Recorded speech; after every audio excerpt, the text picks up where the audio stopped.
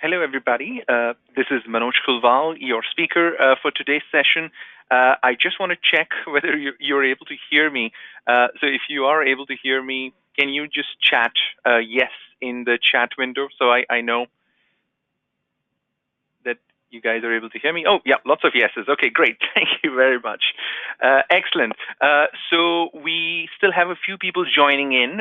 So let's give just a minute or so for them to join in, and then I'll get started in a minute.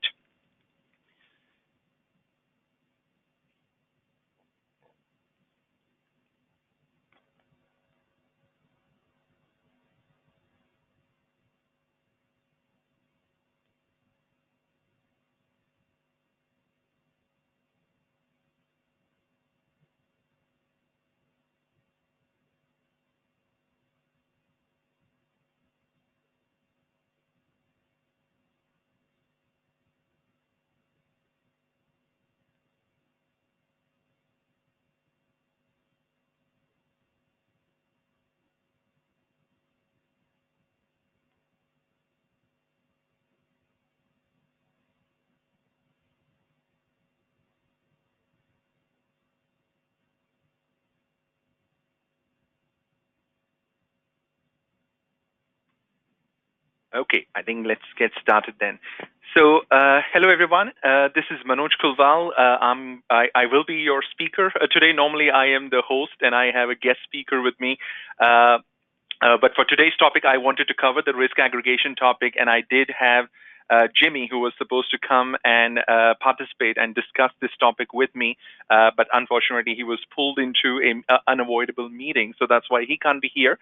So I'm just going to cover this session today, the topic, but the way, if you've attended previous webinars, what we'll do different in this webinar is also get you involved in the discussion, because we have many practitioners who join this webinar. So it'll also be good to have a ways to also hear your views on the topic we are discussing.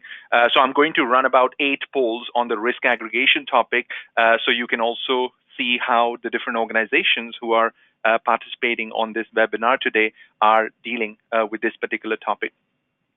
And it seems to be a very hot topic because we did get the largest number of registrations, for any IOR webinar for this topic. So it definitely seems, organizations are either sort of actively looking at this or working on it. So hopefully, we can get some ideas from this session today, which may be helpful for the initiatives in your organization. But before I go into the topic, I have to tell you about IOR, because we have quite a few people today who may not have heard about IOR in the past.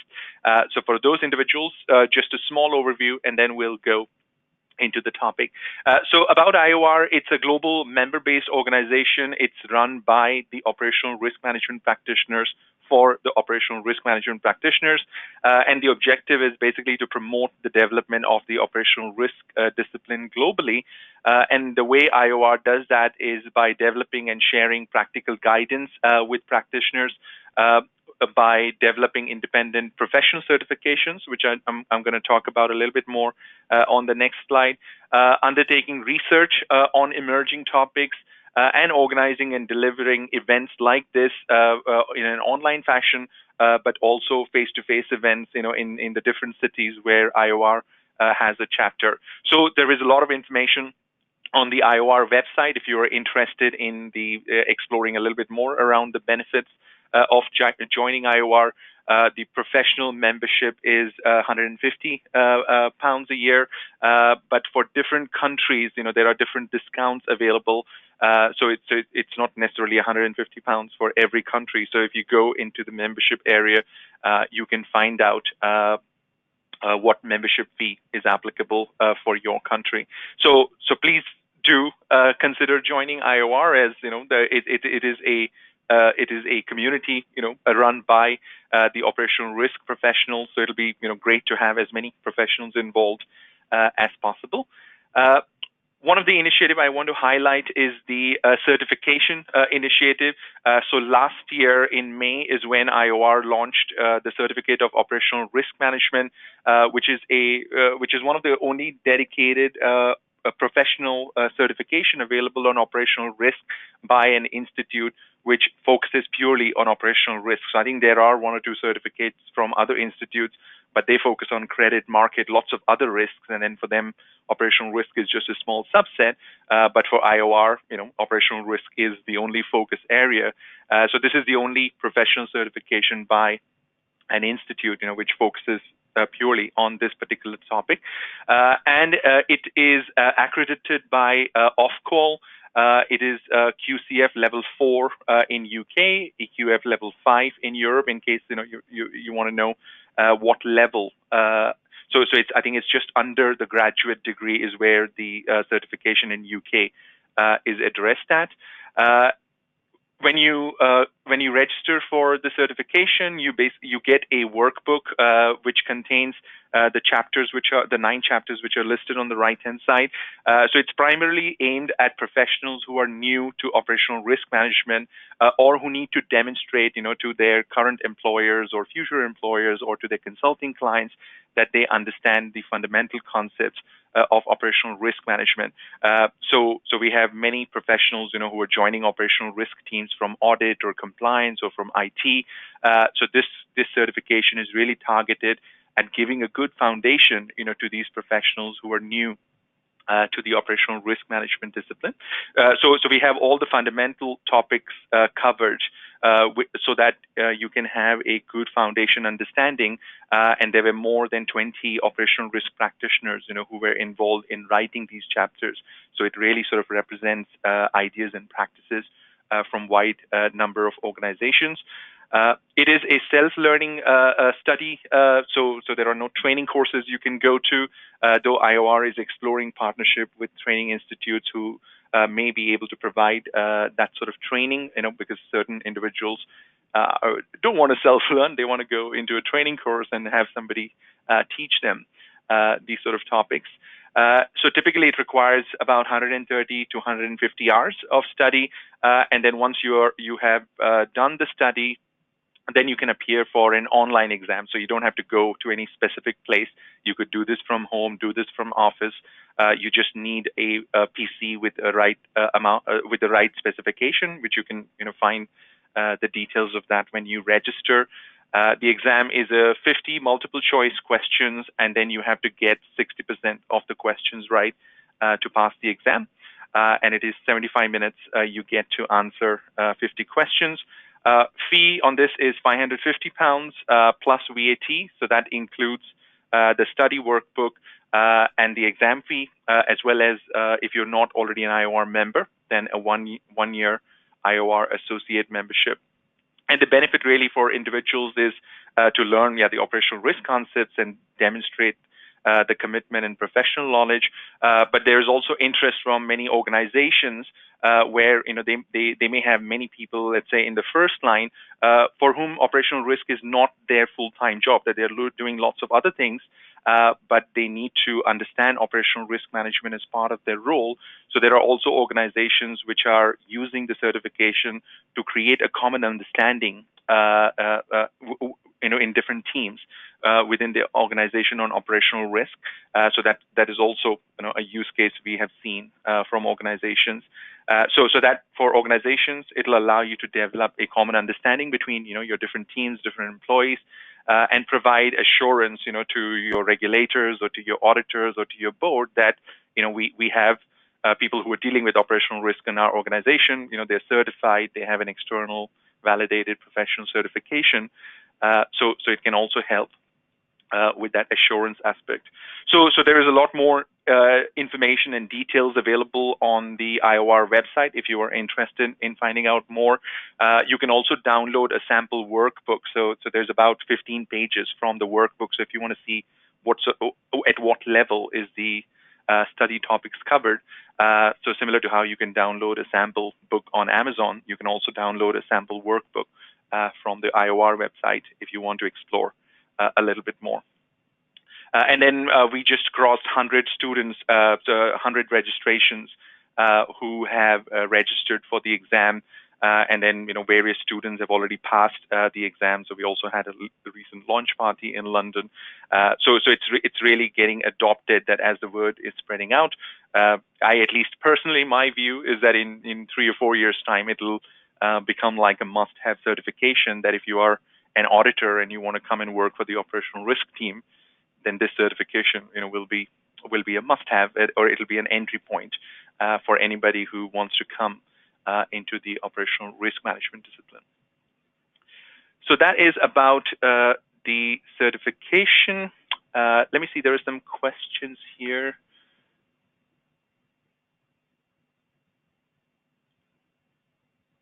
Okay, so there's something about the sound quality. All right, I'll try not to move too much. Let's keep me updated if that doesn't improve. I was moving a little bit. Okay, so that's the certification. So today's session, we will cover, I'll cover the topics and then we'll do the polls for around 70 minutes. So we have 90 minutes in total. And then I'll leave 20 minutes for Q&A. As I mentioned, we will be conducting polls and then I'll be sharing the results so you'll be able to see the output of the polls. And then you can post questions. So I'll try to take questions, during the session where, it sort of fits into the topic I'm covering. Otherwise, I'll leave 20 minutes in the end where we can then, I'll walk through the questions. And then the slides and recordings will be available in the members area on the IOR website. Okay, so let me then drill down into our topic for today.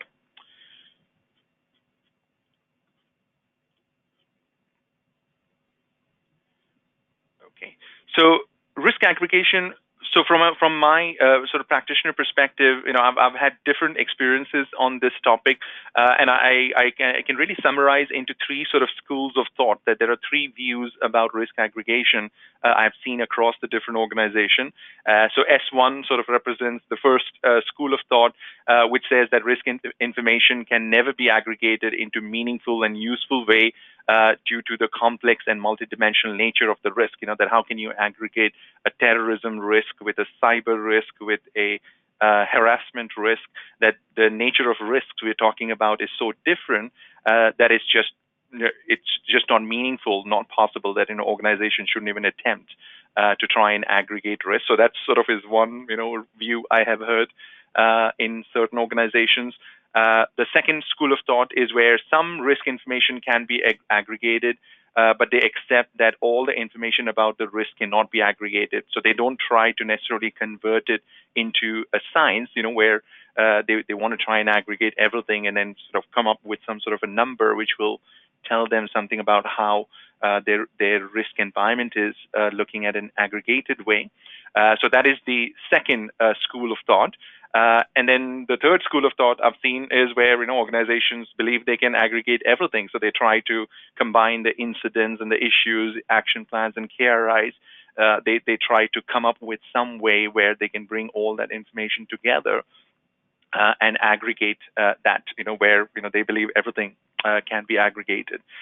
So at this point, let me do 2 polls so we can see where the participants we have today are in terms of these 3 school of thought. So I'm going to do 2 polls. So the first poll is just whether do you do any risk aggregation in your organization. So let me just open that poll. And then we'll do the second question will be on these 3 schools of thought, and then I'll share the results. So I'll just launch this poll now. So first one is, has your organization implemented any risk aggregation methods? So yes, we have implemented. So you are currently doing some sort of risk aggregation. No, but you are considering over the next 12 months, or you're thinking about it, or you haven't done any risk aggregation. Okay, so I'll just give maybe another 15 seconds if people are still thinking.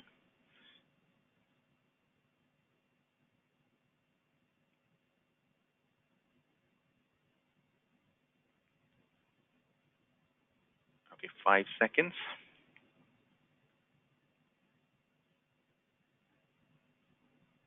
All right, so I will close the poll and then I'll share the results. Okay, so if I click on share results, so you should be able to see, so out of, the participants who participated in the poll, so 53% have implemented, which is a little less than I was expecting considering we are operational risk management professionals. So no, 29%, but we are considering in the next 12 months. Okay, so that, probably I will, if we combine those two is where I was expecting. And then 18% are saying no, that they haven't implemented aggregation. Okay, so that gives then at least there is a lot of experience in terms of how you've implemented, how organizations may have implemented aggregation methods, and for organizations who are considering, maybe we can give you some ideas from this session today. Okay, so then let's do the second poll, which is about these three schools of thought. So let me go and display that. So if I click on launch poll, so you should see the poll now. So which school of thought is more aligned with your views on risk aggregation? So school one is where you think, no, it's just too messy. It never makes sense. Aggregation never should be done. Second is, we can do something, but not everything. And then the third school thinks everything can be aggregated.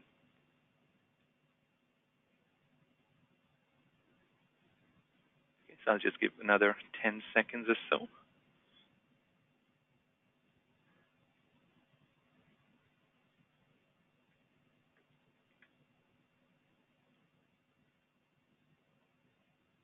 Okay, so I will close that poll and let's see what the results are. So I'll click on share.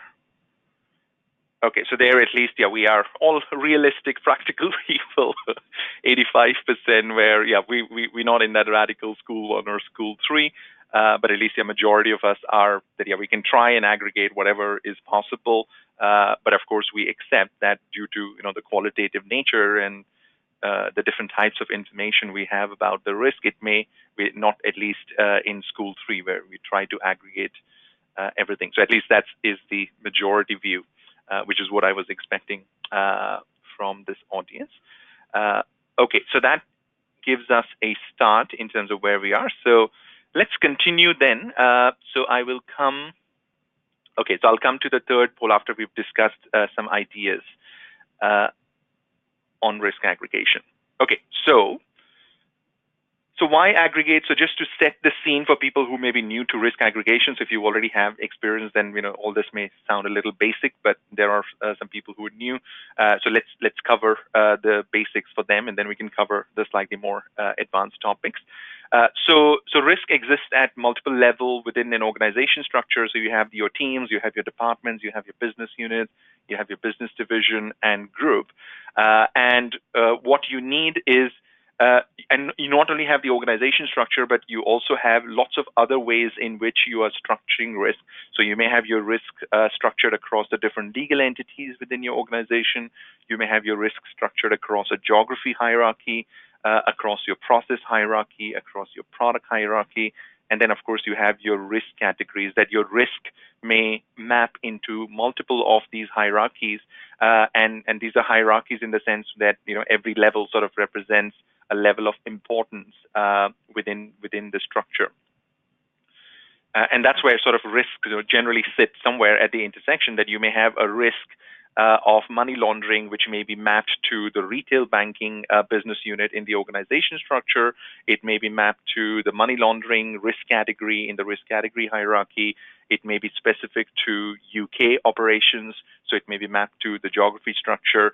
And then the money laundering risk may also map to within the sales process, where it maps into the process hierarchy, that the same risk or the same risk may have these multiple dimensions. So depending on how you create, how your operational risk framework is defined, your risk may be at the intersection of these different organizational type dimensions. And then what we need to do is, if we have risks across these different dimensions and risks at different level within the organization, we want the stakeholders at each level to want to view the aggregated level of risk exposure for specific risk categories. So this can be useful for monitoring changes in the risk profile over time. So the head of retail bank may be interested in saying, okay, if the retail bank is exposed to 120 risks, then which of those risks are the top risks, which ones require closer attention by the senior management team within the retail bank. And then similarly, as you go higher in the organization, each stakeholder then wants an overview or an aggregated view of the key risks across all the child nodes under the node where they're responsible in the hierarchy. So that's one sort of reason why we need to do aggregation, because otherwise the risks sit at the lowest level into the organization, and then if we don't aggregate, then you'll just end up with so much information that it'll be very difficult for stakeholders at the higher level to make any sense out of what really are the important risk at a division level or at a group level. Stakeholders at each level also want to easily identify whether any risks or portfolio of risks are approaching risk appetite limits, or they may have already breached the risk appetite limit. So that is another driver behind why we want to aggregate. So if there are risks which may breach appetite in the next 6 months, and if we can find that out using aggregation methods, then it'll just become easier, for us to take some preventative actions. Or if we've already breached, then we can escalate that. We can escalate that to the board and do something about those risks. But we can't do that at the granularity of individual risks across the organization. So that's another place where risk aggregation becomes important for the stakeholders at each level within the hierarchy. So in summary, I'll take sort of those two things as the business problem we need to solve, and then we go and look at some solutions on how those two business problems could be addressed. So one is, just tell me which risks I need my attention, and then one is, which risks where we may be breaching the risk appetite, or we may have already breached the risk appetite. Okay, so that sort of is setting the scene. So some of the challenges we face then when we try to do any sort of risk aggregation so one challenge is the criticality threshold, where for each level the criticality threshold may be different. So 1 million, may be very high at a department level, but may be medium or low at the group level. So it becomes very difficult where if you're capturing information at the lowest level, as you aggregate up, what was very high may become medium or low at the high level, and then you have to just be conscious of that when we are doing aggregation. So that's one of the challenges, that wherever we have those sort of numbers, then we need to, whatever solution we find should be able to address those challenges. And then, at least in operational risk, we have a lot more qualitative data than quantitative data. So quantitative data we may have, in terms of, let's say, financial impact of our risk, where if we are capturing a range of financial impact, which may happen if the risk event happens, or we may have the actual loss events, where we have some quantitative data of how much money we may have actually lost. But majority of the operational risk data is very qualitative in nature. So we have control assessment scores, control test scores, risk assessment scores, issue descriptions, control descriptions, action plan description. That a lot of information is very qualitative in nature, and then it is very difficult to combine that sort of qualitative information in a very scientific way. So that's another challenge, that whatever solution we come up with, we want to see that it should be able to address that challenge, because if it's not able to address the qualitative data challenge, then the aggregation will not really be very beneficial. So let's look at then some of the solutions in terms of the aggregation approaches, and then we'll look at some of the examples. We'll do some polls after that. So I've set the scene in terms of what the problem is, what some of the challenges we have to address. So now let's look at some solutions around this topic.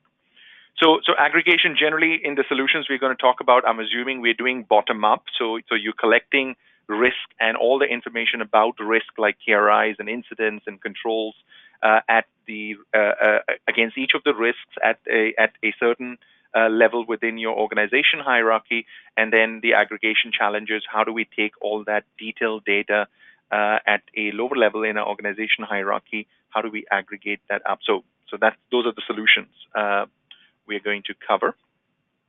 So one way in which, so we may not call this risk aggregation, but one way in which we all do risk aggregation is in form of risk assessments, where as part of risk assessment, you have to come up with a likelihood or financial impact or non-financial impact scores or rating for your risks. And whoever is doing that now needs to go and look at everything they know about that particular risk. So are there any open issues against that? How are the KRIs doing against that? How are the controls doing against that? What are the auditors saying about that particular risk or about the controls related to the risk? So risk assessment at a very high level is also a aggregation exercise, but it's a very qualitative aggregation exercise where you're relying on whoever is doing that risk assessment, that they need to aggregate all that information. So first of all, they need to make sure they have access to all that information, and then somehow in their mind or using some sort of framework or methodology, they need to be able to convert all of that into a likelihood assessment or a financial impact assessment or a non-financial impact assessment. So that is sort of one way in which we aggregate data, where we have a lot of detailed data about a risk, and then every time we do a risk assessment, we're sort of doing a qualitative aggregation of that data. And that gives us a sort of a risk profile that once we've aggregated, then across the different business unit, you can get the risk profile of the organization in terms of which risks may require closer attention or have a higher level of exposure. But we're all sort of familiar with risk assessment, so I'm not going to go into the details of that. I'm going to sort of look at some of the other approaches. So this is where it's very difficult to cover risk aggregation using slides and graphics. So what I've done is I've created an example. So that's why I'm going to just switch to a spreadsheet, and then we can look at hopefully a close to practical example using the spreadsheet. So let me just bring this up. Okay, let me just see if there's any questions at the moment. Okay, so nothing on sound quality. All right, I'll stay static. Okay, so in this example, I've sort of taking different or sharing different practices I've seen, and other practitioners have seen in terms of how organizations are aggregating risks. So we'll take a simple example where it's a simple organization structure, RWS Bank, retail bank, and then on level 3, they have a credit card and a personal banking business unit. And then under commercial bank, they have commercial loan and export financing as 2 business units. So very simple organization hierarchy for our session today. And then you have your operational risk categories. So you have your operational risk, under which you have external theft and fraud, which is then broken down into external fraud and external theft. And then under external fraud, we have identity fraud, online banking fraud, and then theft of customer and employee data under external theft. So that's your standard sort of risk category. And then for our assessment examples, I'm using a 6-level scale. So I just wanted to highlight that over there. So before we do any aggregation, we are assuming that you've done your risk assessment. So in this case, I've just taken the credit cards business unit. And then for the credit card business units, we have those 4 risks with the different owners. And then we're saying that we assessed this risk in Q1 2018. And then it was assessed, with the different ratings mentioned there. So where you have the likelihood, you have the financial reputational impact. So I just kept it simple. And then the overall impact is just the highest of the financial and reputational.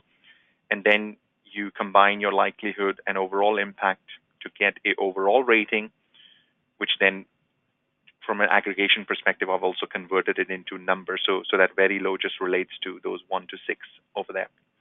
Okay, so everything is great in the credit cards business unit. So they're in control of all of their risks based on this latest assessment.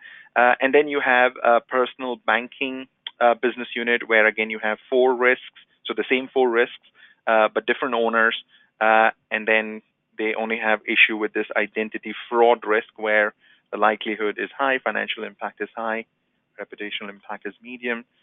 So overall impact, because it's the highest of the high and medium, so that's high. And then when you combine a high likelihood and a high overall impact, then in this example, it turns into very high, which translates into 5 as the rating score, but they're okay on all of their other risks. Okay. So for aggregation perspective, this is our starting point. So I just wanted to have this simple example, and then now we'll look at what are the different ways in which once you've done your assessment, I can then start the aggregation exercise or the aggregation process. So that's where let's go and look at our first example. So in this first example, we can aggregate, or I'm demonstrating aggregating risk by the risk categories. So we see that identity fraud and online banking fraud, they are part of the external fraud category, and theft of customer data and employee data is part of the external theft category. So in this way, so this is one practice I've seen in organizations where they aggregate the risk assessment at the risk category using the risk category hierarchy. And then the 3 methods I've seen most commonly used is the max method. So in this case, we are aggregating the 4 risks at the 2 categories, external fraud and external theft, where we're saying we'll take the maximum rating of all the risks, and we're only looking at the overall rating in this case. So that's one sort of common method I've seen in a lot of organizations. Average is another method I've seen in a lot of organizations using averages. And then I've also seen the manual method where they don't look at max or average. They look at all the risks. So if somebody was responsible for the external fraud risk for the bank, so they may then look at what the risk assessments of the individual risks look like, and then they will decide, or they do a qualitative aggregation as part of that risk aggregation exercise. And in some organizations, I've seen a mixture where if they're using a software, for example, then they will take the maximum as the system calculated rating, but then because that may not always be correct, then they also allow a risk owner or whoever is doing the risk aggregation to override that, or also provide a manual input on what they think is the rating at that higher level in terms of aggregation. Okay, so those are the 3 common methods we have used. I'll do a poll later on, so we'll find out with the participants we have here how widely adopted those methods are. Yeah. So that's using the same method. Then when I look at the personal banking, so in this case, the max then makes it very high because now there is one of the risk which is very high. Average, then sort of makes it slightly less than very high, and then manual is where somebody's doing a manual input. So this is one thing about the max I wanted to highlight. And again, none of these methods are perfect, right? That risk aggregation, there is still not a super duper way to do risk aggregation. That every method has its pros and cons. So with the max method, yes, you will find out about the problems. That those problems will bubble up as part of the aggregation.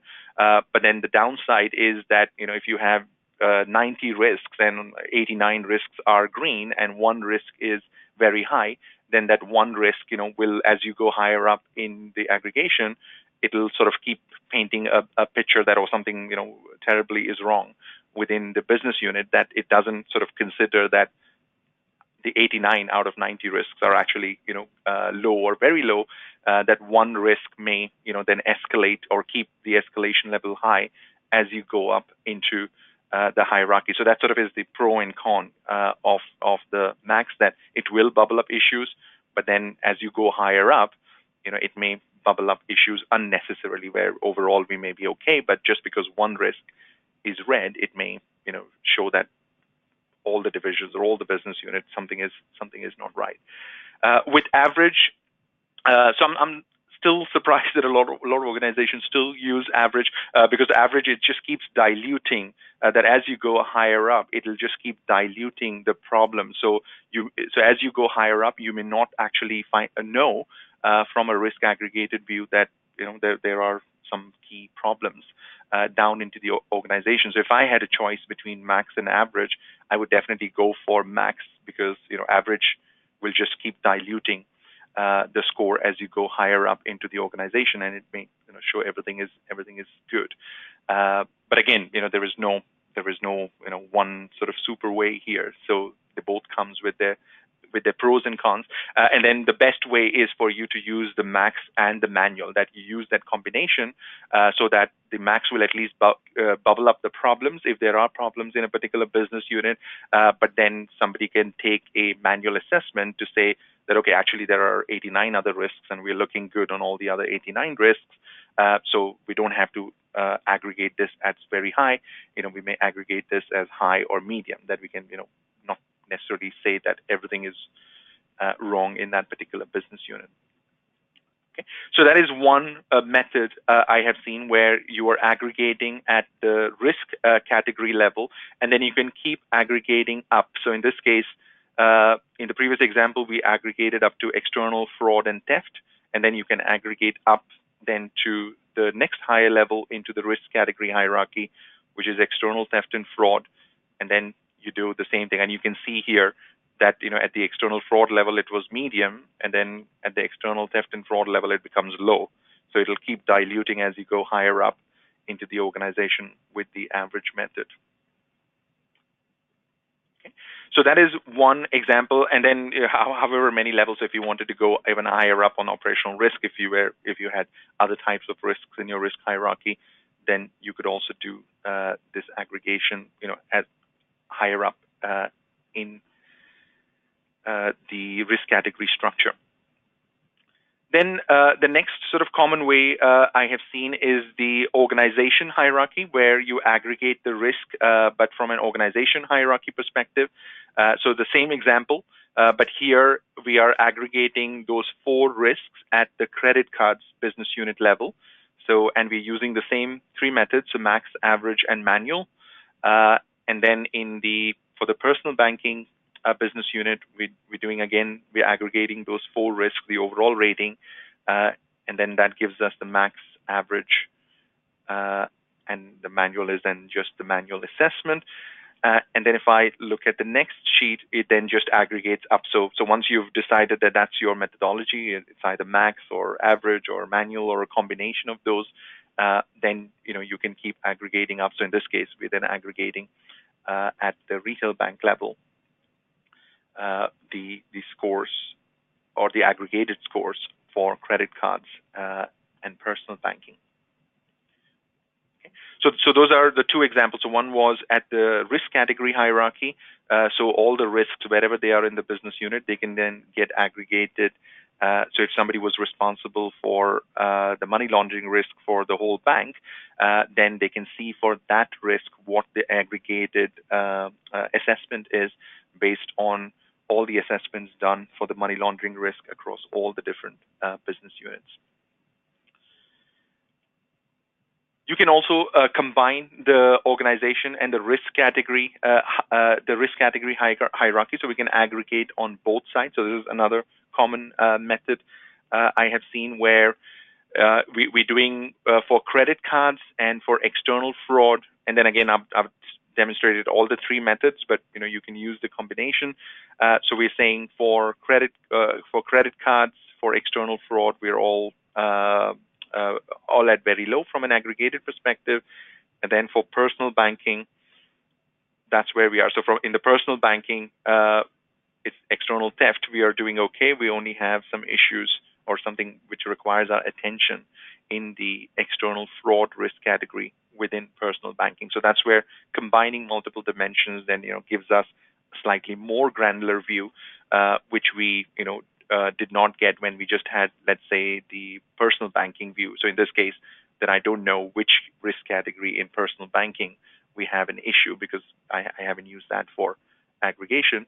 But if you combine the 2, then you will find out, okay, where the attention is needed in terms of which business unit and which particular risk category. And then you can, continue aggregating up using that same structure. So in this case, the credit card and personal banking gets aggregated at the retail bank level, and then from a risk category perspective, you aggregate at the external theft and fraud level, and then that gives you an idea of where there may be some issues lower down into your risk register.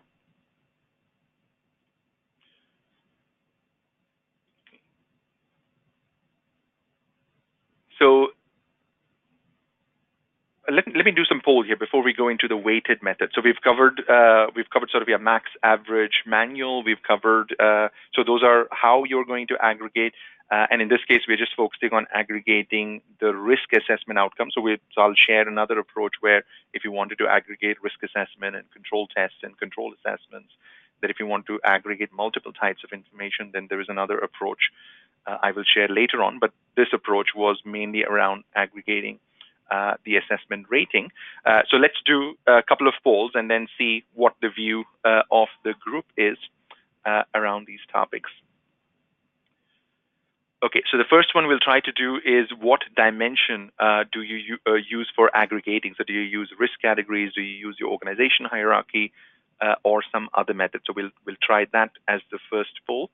So I'm just going to launch that. So does your organization aggregate risk assessments output by any of the following dimensions? So if you only do it by organization hierarchy, then you can select that. If you only do it by risk categories, or if you do it by hierarchy and risk categories, or you aggregate by organization, risk category, but also other dimensions like legal entity or processes, because we talked about that you can have lots of different dimensions around your risk. So if you do more than risk category and organization hierarchy, then you can pick that. And then if you don't aggregate using any of the options, then you can pick the last option. Okay, so I'll just give 15 seconds for the poll.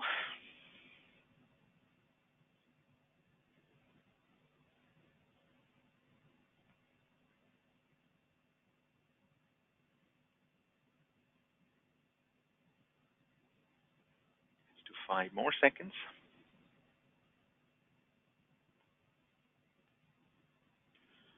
Okay, so let me close the poll and share. So luckily, no surprises. It's aligned with where I was expecting. So I'll click on share results. So we can see sort of your majority is at the combination of organization hierarchy and risk categories. So that's 43%. And I'm surprised that there is less on the organization and more on the risk categories. But yeah, of course, organizations are doing that in the combination. But I was expecting organization hierarchy would be a little bit more. But okay, that is a view of this group. So that's where it is. And then 8% don't aggregate and 18%. So there is a small percentage of which are doing aggregation using more than the 2 dimensions we mentioned about. And that is also fine because, so far as we agree and approach, it's just that the more dimensions you add, the more complex, the aggregation can become. So that's a choice that, if you're just starting out on risk aggregation, then maybe just do it on 1 or 2 dimensions, get that right. And then once, you're comfortable with that, then you can keep adding the additional dimensions going forward. Because if you try to do 6 or 7 dimensions all initially at the same time, then it can become really complicated to understand what those risk aggregation outcomes mean. Okay, so let me hide that result and let's do the next one, which is what aggregation method do we use? So this will be interesting. So this is where we talked about the max. So you take the highest of the rating or average or manual or a combination of max, average, manual, or you use something completely different.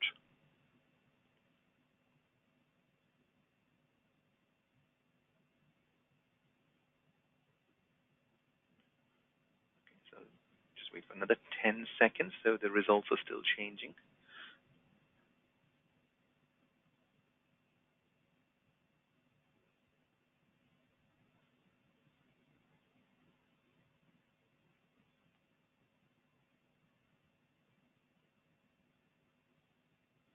the results are still changing, so I'll just leave that open so we get as many people as possible.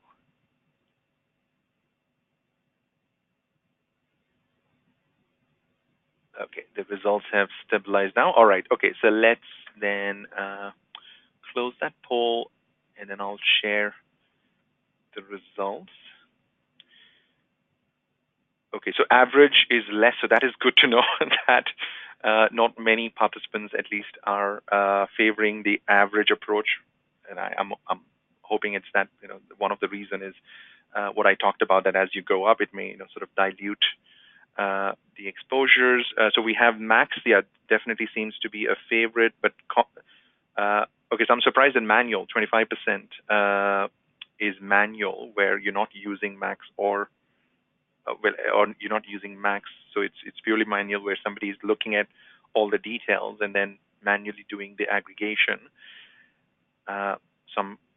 And then we have the combination, which is what I would expect, that especially if you are using a software, that if you're doing this in Excel, then the manual approach makes sense.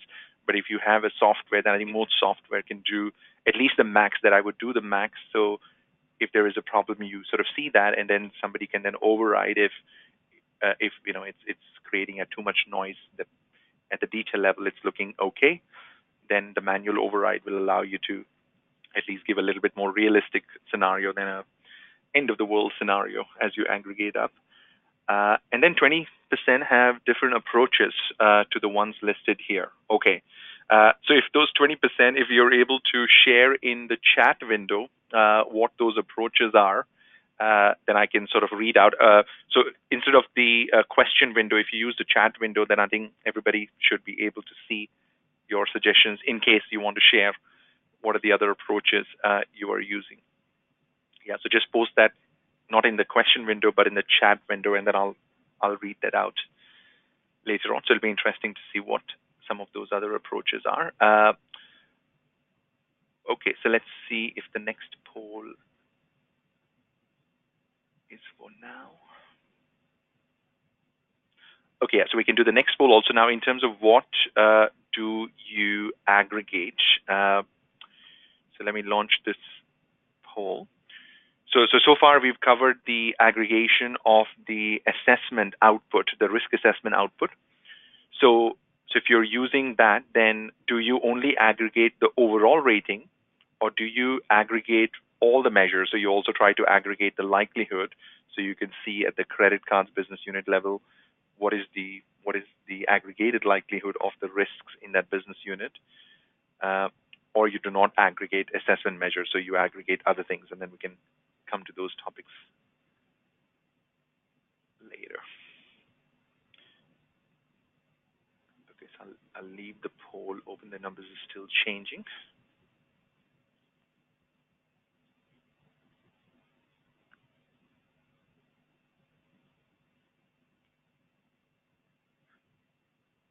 Oh, they're still changing.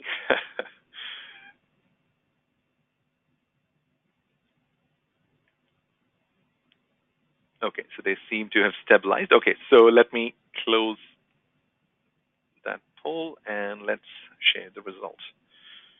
Okay, so 47% is the overall rating of the risk, okay, which is what we covered. 40% is all the assessment measures. Okay, so that means basically the more measures you aggregate, the more complicated the methodology can become. But if your users and your framework is able to handle that, then there's nothing bad about that. And then we do not aggregate using any assessment measures is a small majority. But okay, so at least we've got the overall rating, which we covered, and then you could use the same method, the max method or the manual method, to also aggregate the likelihood and financial impact and reputational impact and all those things, in case you also want, at the aggregated level, a view around those individual assessment measures. But yeah, it just creates more work as part of that aggregation, especially if you're doing manual aggregation. Okay, so that's great. Then let's see. Okay, so we'll do the next poll after we cover the next two methods. Okay, so let me go back then to my spreadsheet. Uh, so this was the last one we looked at, where we are looking at aggregation by organization hierarchy and risk category. Then the next method is applying some sort of weight. So because if you just do the raw aggregation, then again, there may be some noise which may get created as you aggregate higher up in the organization, and that is always a challenge with the aggregation. Is how do you make sure that that unnecessary escalation doesn't happen as you go higher up in the organization? So one way to do that is to apply some sort of weights to your aggregation. So in this case, we know that there is this one risk in the personal banking business unit, which is very high. But if we assign the organization weighting, so we say that, okay, credit card is 70%. From a weighting perspective, the ranking or the weight is 70%, and personal banking is really a small business unit. So our major focus of our business is in the credit cards business. Then we can use those weights to do the aggregation.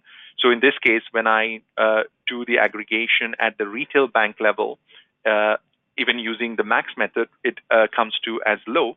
And then the table below is showing, where from the previous example, where we did the aggregation without applying the weights. So in this case, because the personal banking business unit is only, the weighting is 30%, it dilutes that very high exposure when you start aggregating at the retail banking level. So then, it doesn't then sound like things are very bad at the retail bank level. So that's one way in which you can assign weights to either your risk categories or to your organization hierarchy. So those weights can then be used, that as you aggregate up, then it'll at least adjust the assessment scores, and then it may avoid creating unnecessary escalation, which may happen as you go higher up into the organization. So that's the weight method, and then we'll do a poll on that to see if organizations use that. One method which I have not seen many organizations use, but I wanted to at least put that on table in case there are organizations which are using it, is the sum method. So in this case, you're just aggregating the score. So in this case, we're converting the very high, low to some sort of a rating scores. And then we're sort of assuming that I can aggregate that. So that score, when we start aggregating it, it'll at least mean something, that if it is higher the score, then we know something is not right with a particular business unit. But in this case, the big assumption you're making is that the number of risks you have in the different business unit is very similar. Because with the sum, the problem is that I have one business unit is exposed to 200 risks, and another business unit is only exposed to 20 risks.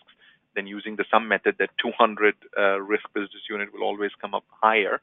So this method will only work when your risk profile or your risk register for each business unit is pretty standard, that there is not a big variance between the number of risks. And then you can use this method. I haven't seen many organizations, but I can do a poll, and then we'll see if there are any organizations using this method. But it's just adding up the rating score at the risk category and then at the business unit level.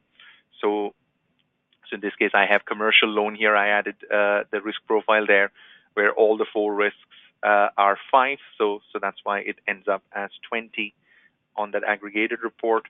And then export financing, all looking good. So that ends up at 4. So overall, at the commercial banking level, we get an aggregated score of 24 in this case, compared to 12 in retail bank. So at least with that number, I know that, okay, something is not right with the commercial bank, and then I can drill down and find out, okay, what is the problem, or where is the problem within the commercial bank business division. Okay, so let's do a poll on those 2 topics and see what the practice is within the group which is here.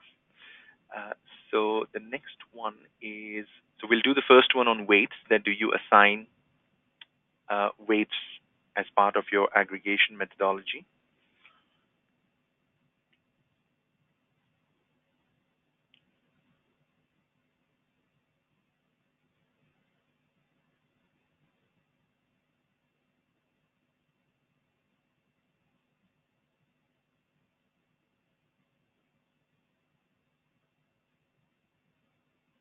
Okay, the results have stabilized. Let's give it another 5 seconds. It's still changing a little bit.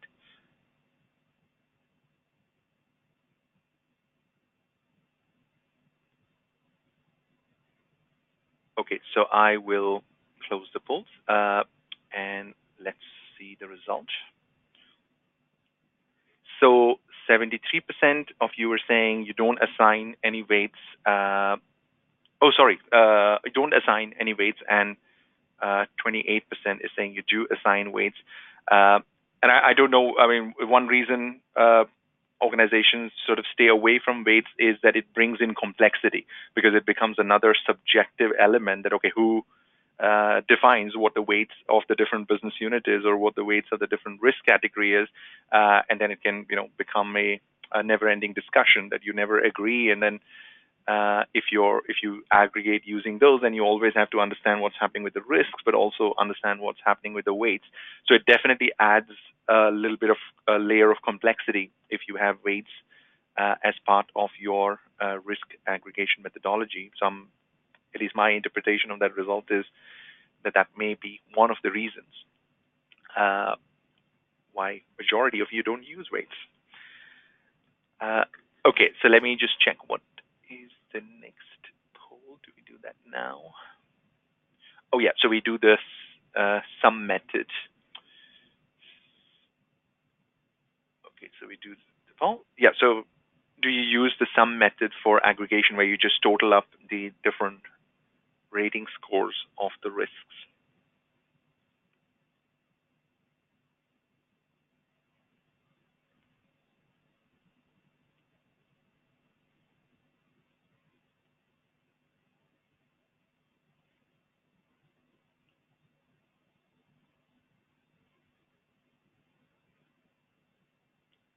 Give it another 5 seconds. It's still changing.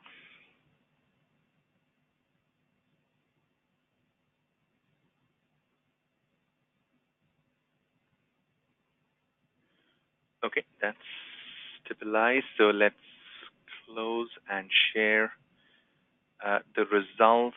So majority is not using the sum method, but there are some organizations which are using that, which is good. That it comes with its own pros and cons. So far as you understand the benefits and the disadvantages, then it's one of the many approaches out there. Okay, great. So we have one more poll left after I cover my next set of slides. So I'm going to switch back then into slide mode. So here I've just covered examples where you are aggregating the risk assessment outputs, at higher levels within your risk category, organization, legal entity, whatever hierarchies or dimensions you are using. The next few minutes I want to spend now, how can you aggregate different types of data about the risks? If you have incidents and KRIs and issues, that is it possible for us to aggregate all that information so that the risk aggregation can then tell us something about all the aspects of the risk. So in this case, it is only telling us about the risk assessment aspects of the risk, and you would assume that whoever is doing the risk assessment has looked at all that detailed information. But is it possible to automate that? We can look at all the issues, incidents, KRIs we have, and then aggregate that at the risk level. And then once we aggregate that at the risk level, we can then aggregate that up in the different hierarchies or dimensions.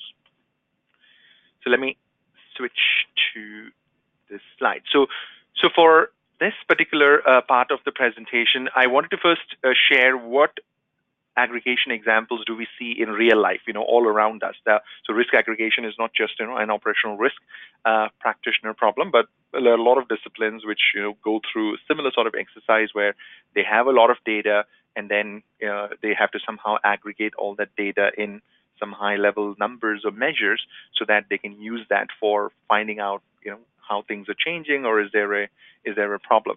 So weather forecast is one such example where a lot of the detailed data around wind and sun and oceans and snow, which needs to be aggregated to give you a aggregated prediction of what the weather may be like, over the next 7 days or over the next 2 weeks.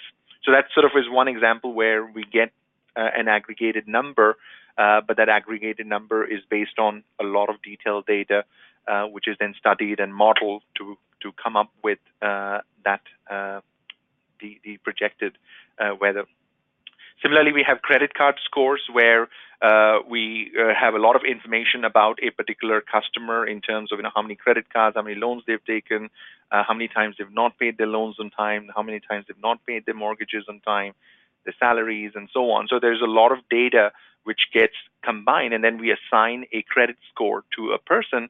So that is also a form of an aggregation, because then we sort of make then various decisions based on that aggregated score. But then we don't sort of worry too much about the detail once we have that aggregated credit score.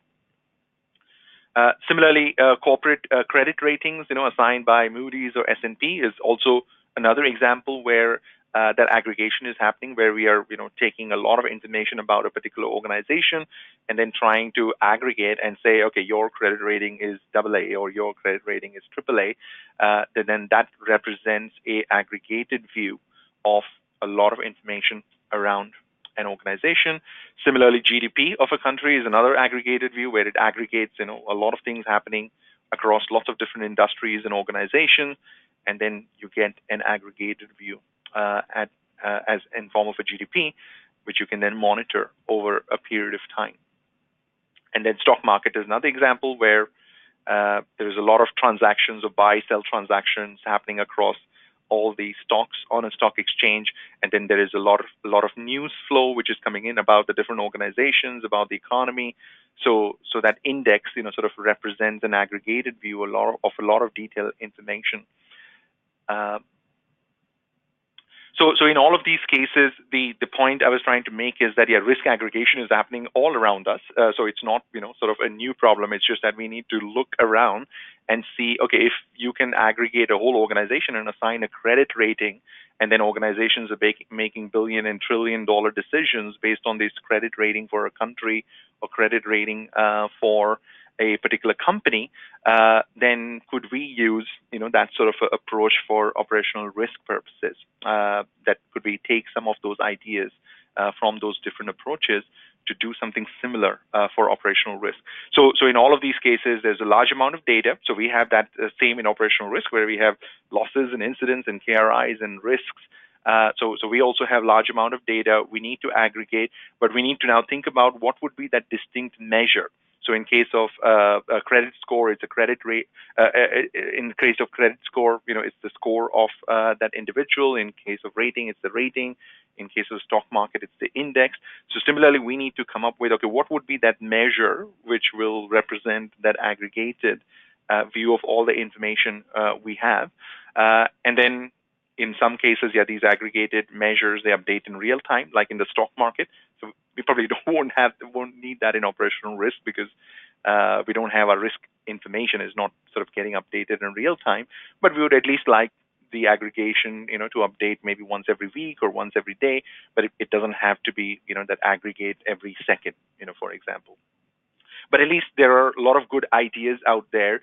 And then in a work with a couple of clients is where we looked at some of these ideas and we said, okay, how do we bring this into operational risk management? And that's the approach I want to share, is how can we create a risk index which combines all of this information, and then this risk index will tell us where the operational risk exposures are going up or going down, or where we need to focus more attention on, because it'll be based on aggregation of all the data we have about our operational risk.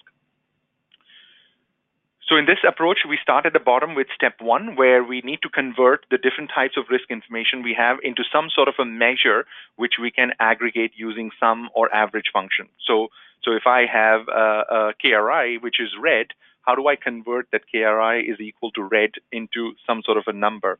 If I have a 3 open issues for a particular risk, how do I convert that information into a measure. So that's the first thing we need to do, is convert all the information we know into a standard measure. And then once we have a number, I can then start aggregating that up across the different types of information, and then aggregate that at a particular risk level. And then once I have this, the measure at the risk level, then I can aggregate it up from an organization or risk category or other hierarchy perspective. So in this case, one way to define that measure is to come up with a rule. So in this case, with the organization we worked with, we said, okay, 0 to 100 is our scale. So we're going to say that between 80 and 100, that if we assign that score for any of the data, then we know that, okay, something is really bad, with how risks are being managed in that particular area or for that particular risk. Only then we should assign a score of 80 and 100. 50 to 80 is where it's deteriorating, but we still have time. We could take some preventative actions. So that's what a score of 50 to 80 represents. 20 to 50 is that there are some early signs we should probably keep an eye or sort of closely look at to see if there are any issues we need to fix. And if 0 to 20 is where there are some minor concerns, but we may not have to do too much about that. So we define a measure 0 to 100, and then the higher you are on that measure, the worse or more attention is needed. That we need those problems to bubble up as part of risk aggregation. Then we went ahead and created different rules. So in this case, we created about 35 rules. And the rules looked something like this, something what I've shared here, where if a risk is mapped to one or more high priority open issues, then we assign for that rule a score of 100. If it is mapped to one or more medium priority open issues, then we assign it a score of 70. If it is not mapped to any open issues, so if there are no known issues around that risk, then the score was 0. Another rule example was if 81% or more of the controls which are mapped to a risk are not effective. So here we're trying to aggregate the control assessment scores of the controls related to a risk. Then we were saying, okay, the score is 100, that if 81 or more % of the controls are not working, then we want that risk to bubble up in our risk aggregation. So we go with a really high 100 there. If 41 to 80% of the controls are not effective, then we go with a score of 75. 1 to 40, we go with a score of 45. And if all the controls are working, then the score is 0. So what we did was we created about 35 rules like this based on KRIs, based on issues, based on incidents, where you assign a score. So each of these rules then will get a score between 0 and 100. And this is what you then can start doing. So we're looking at two risks here. We're looking at identity fraud and online banking fraud. And then for each risk, I have different types of data. So I have risk assessment data, I have control assessment data, I have issue and action plan data. And then for each type of data, I may have multiple rules. So in this case, each rule will then get a score that whenever you run this risk aggregation logic, based on whatever your risk environment looks like at that particular point in time, each of these rules will get a score. And then you can aggregate these scores at the category level. So I can then aggregate for issue and action plan. I have two rules. So one was rule 6 resulted in 0, rule 7 resulted in 10. So I just add them up at the issue and action plan level, and I got a score of 10. So here in the control assessment, we see that both of the rules have come out with really high scores, 80 and 90. So there I aggregate that at the control assessment level, and that becomes 170 at that category level. So now I know that at least from when I look at identity fraud risk, if I want to know where the problem is, it's somewhere in the control assessment area, that there's not problems in the issue and action plan area. And then once I have those numbers, then I can aggregate those numbers up at the risk level. So now I can aggregate the risk assessment, control assessment, and issue and action plan at the risk level and come up with a number 305. And then if I do the same thing for online banking fraud, I come up with a number of 90. So at least if I was looking at those two risks in an aggregated report, then I know that, okay, something is not right with the identity fraud risk, because that's where the score is really high compared to online banking fraud. And I know that these numbers individually, that just 305 on its own, may not mean a lot. So it's only when you compare it with some other risk or a similar score with some other risk, then you can say, okay, which one is higher, which one is lower, and then this is also more the stock market index type approach. Where if somebody says, oh, FTSE is 4,280, on that own you don't mean anything, but if you know that okay, it's gone up by 1% compared to yesterday, then you know that okay, what is the trend. So similarly, these numbers will tell you over a period of time that if your index for identity fraud goes up from 305 to 1,000 within a month, then you know that something drastically has gone wrong with either our KRIs or issues or controls around that particular risk, and then you can drill down and find out, okay, what is the problem? Why that score has suddenly increased from 300 to 1,000? And then once you have that, then you can start aggregating that up in the organization hierarchy. So at the retail bank level, you may end up with a number called 435, which again, on its own doesn't mean anything. But if you compare that with commercial banking, and commercial banking is only 20, and retail bank is 435, then you know that, okay, there are either too many risks in retail banking, or some aspects that there is a problem with some of the rules or some of the data types around the risks within retail banking. And then the advantage you get is that this becomes then your index. So like you have your stock market index, that if you do this on a daily basis or weekly basis or monthly basis, then over a period of time, if you keep those rules consistent, right? So that's the key thing here, is that you have to keep some consistency, because if your rules keep changing, then you can't get this sort of trend analysis, and it generally takes it may take 6 to 8 months to get to a good set of rules to be able to do this kind of an index, where once you have those rules, and if you have a software which can calculate those rules, then you could run the risk aggregation on a daily basis if that's what you wanted, or a weekly basis or monthly basis, and the trends will then tell you that if the trend is going up, then something is not right with our risk and control environment in that particular business unit. If the trend goes down, then we know that okay, things are improving, that we're starting to have either less issues or less of our controls are being marked as not effective. So the trend over time will then tell us whether the risk and control environment is improving or deteriorating at over a period of time. Yeah. So this really works with a software, right? That it'll be very difficult to do this in Excel or do this manually.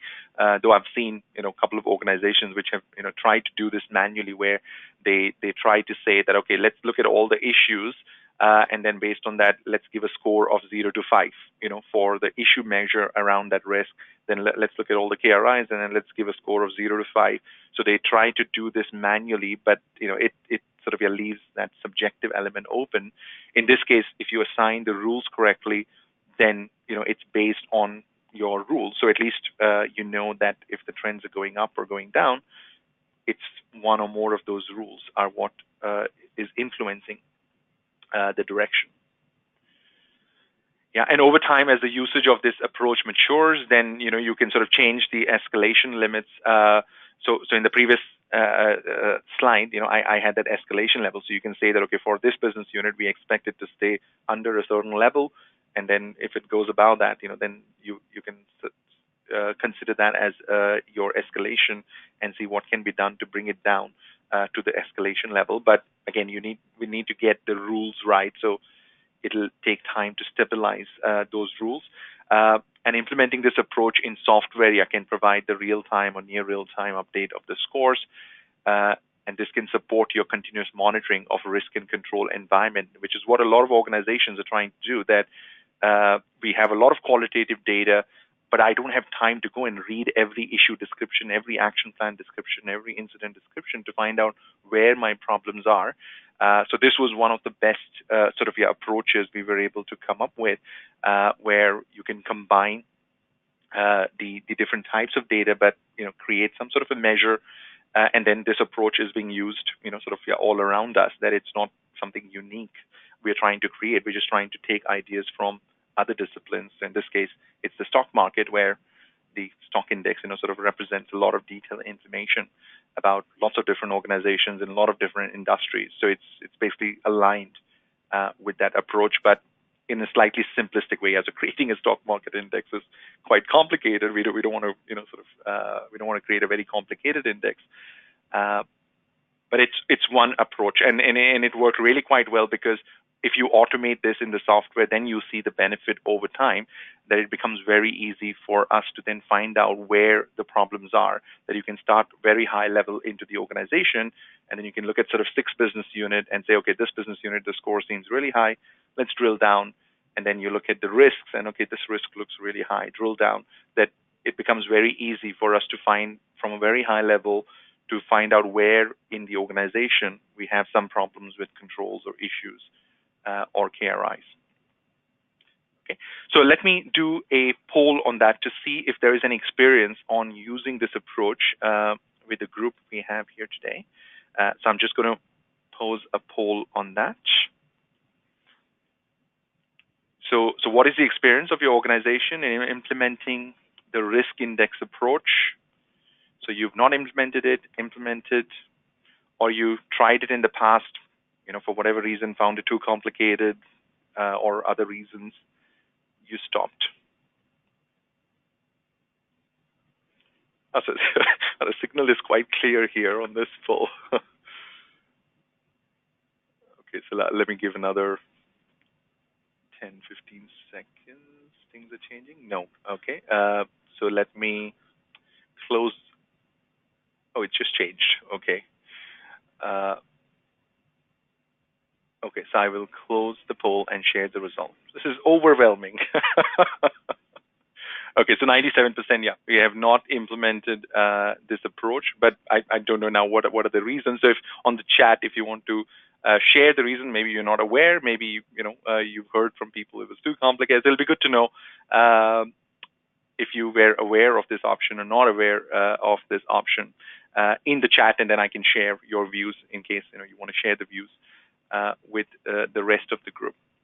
Okay, but at least in the experience where we worked with the organization and where we had a software to work with, this definitely proved to be very useful, where we were able to combine different types of data. So definitely we found benefits once you had the rules established. So coming up with those rules was the key part of the debates around this. Okay, so let me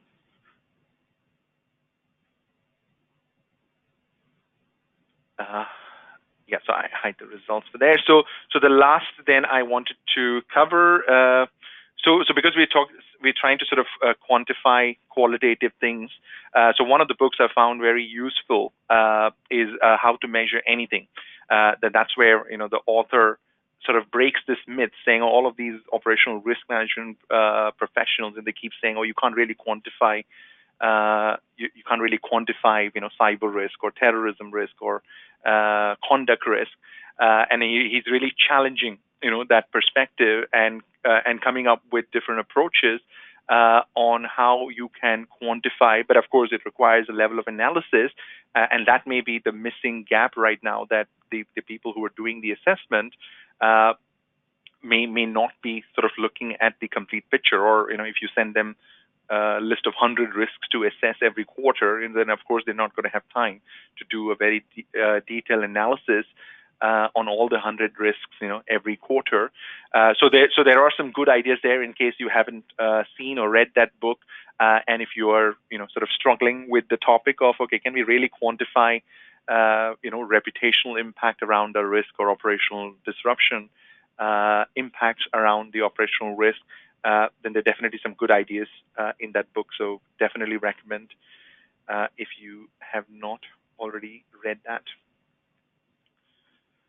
Okay, so that was my last slide. So let me go to the questions now and see what do we have in questions. Okay, so I need to. Okay, so let me start at the bottom, right? So, so we're not aware of this approach. I struggle with the link to risk rating. Can you go further and determine? Okay, so one question was around the. Okay, so let me just open that slide where you have So I'm assuming it's about this. Where, yeah. So you need to come up with a measure, right? And if you want to, yeah, go 0 to 1,000, you can go 0 to 1,000, 0 to 500. But yeah, you'll just need to be consistent. That once you decide what your lower and the higher value is, but of course, you can go if you wanted 0 to 500. If you really wanted a big spread across the information, then you can go beyond 100 on that.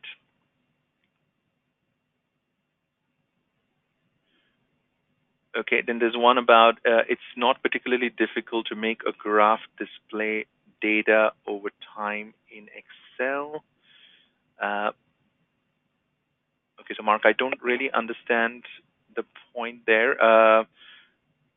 So if you're saying that, yeah, it's not difficult to display data over time in Excel, because we're talking about the aggregated, that at the group level, we're talking about aggregating, 100 risks in the credit card business unit, 100 risks in the mortgages business unit, 100 risks in the private banking business unit. So there may be a lot of detail, and then with each of those 100 risks, you have issues and KRIs and incidents. Uh, so so the approach here is really that I don't want to see all the incidents and issues for each of those 100 risks in all the different business units when I'm at the group level. So that's why we're trying to aggregate. So I don't know whether you were trying to refer to that, but yeah, if I was looking at one risk, then it's easy. I can look at in Excel for one risk, whether the KRIs have gone from green to red, or we have a lot more incidents compared to last year.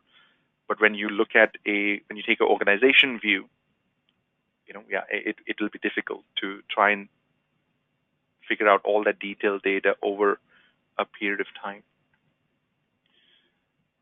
Okay. Oh, so Mark is saying, yeah, you don't need a software for this. Okay. Yeah. So if you're an Excel pro, then you can definitely do that in Excel. Okay. Yeah. Agree, Mark. Uh, so one more question is, when applying weighting to business units, what are the key components one should consider? Okay. So let me just open that. We had weights here. Okay, so when you're assigning weights here, so basically here, because we're using it for the purposes of risk aggregation, we are just saying that which risks would have a higher importance to the organization. So we're saying in this case that 70% for credit cards. So we're saying that if there are the risk exposures of credit card should get priority over the risk exposure of personal banking. So even though there may be this, very high risk in personal banking, when I start aggregating, I don't want that very high to, start making a lot of noise, because from a business perspective, it's a very small business unit. I'm more concerned that if we start having many high exposures in the credit cards business unit, then that's where I want to focus my attention on. So I would more look at the risk perspective, that the risks for which business unit do you want to bubble up, and then for which business unit you want to dilute a little bit. I would use the weighting according to that, and then of course you use that from a revenue perspective. Okay, which one, that if you're getting 60-70% of your revenue from the credit cards business unit, then you want your risk management investment and focus to first focus there. And then if a business unit is only getting 5-10% of your overall revenue or your overall profitability, then you may assign slightly lower weight for that. So it's really the importance of that business unit for the overall organization, which then in turn will drive to the importance you would give to the risk exposures within those business units.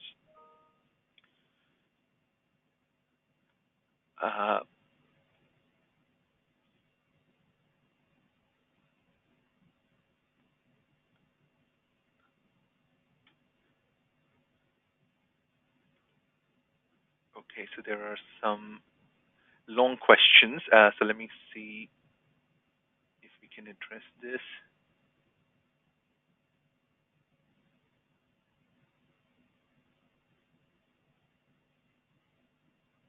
Okay, so there's one question around the index from Richard. So The defined aggregated measurement scale seem confusing to me. It's a blend of risk monitoring and risk exposure, and the requirement for risk mitigation to address increased risk exposure. Shouldn't the index be based rather on risk exposure to prompt the oversight around requirements for further risk mitigation? Uh, so yeah, so it definitely combines, because we're combining all the data we know about the risk in this approach. Uh, so I think, Richard, you're saying, yeah, shouldn't we focus aggregation more only on the risk assessment? Yeah, I think that's a good suggestion. But in most organizations, at least in the large organizations, you only do risk assessments once or twice a year, but your risk data is changing on a more frequent basis. So issues may be getting raised between your assessment period. Lost incidents may be happening between your assessment period. So if you just rely on risk assessment from an aggregation perspective, then you may not find out about the problems until you do your next assessment cycle. So that's where I agree with you that, yeah, that's a good observation, that it combines, because we are also that one of these rules could be based around the risk assessment measures. So it's sort of aggregating what we know about the risk from a risk assessment perspective, but it's aggregating and any incidents which may have happened after your assessment has finished, or any issues which may be raised. So I guess, yeah, it's trying to address that gap you have between two assessments. But if you are doing assessments more frequently, then aggregating just the risk assessment may give you what you need to know. It's only when you're doing assessment once or twice a year, but then your risk environment is changing, then this risk index approach will at least tell you where there are some big changes happening. So you can go and find out whether you want to do something about those areas.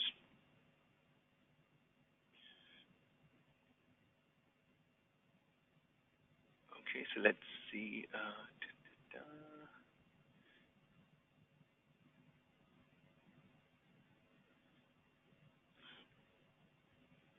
Okay, and what I'll do is I'll make the I'll put my email address. So let me just do that here.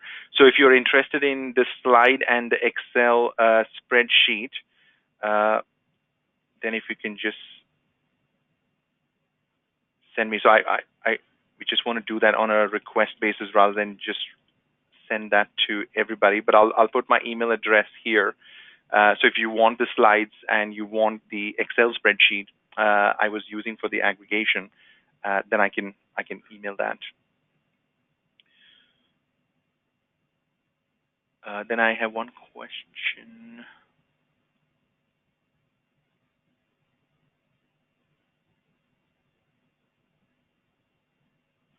Okay, so there's some observations. Okay, so we're coming to 2 minutes for the end. So I'm not able to go through all the questions, but what I'll do is I'll review the questions, and if I'm able to provide a response, then I'll respond to you over an email, or feel free to send me your questions, and then I can directly respond. But it's good to see there's quite a lot of questions there.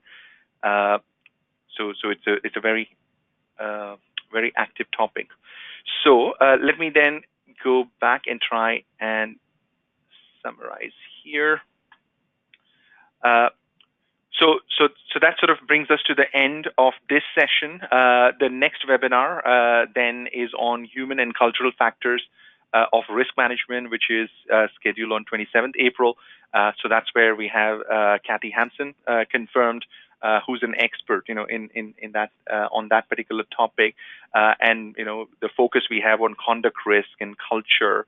I think this is a very, very timely topic. So I'm also expecting a lot of interest on that topic, where we'll look at the elements of how do we consider human biases when people are doing the assessment, the different behavioral science topics which have come out recently, and then the also interesting one around likelihood and frequency, that which one is a better parameter from a psychology perspective when you're doing your assessment, whether we do likelihood of risk or whether we do frequency of risk. And then there are some studies which have revealed interesting outcome on what human beings find more easier, which we'll share in that next webinar.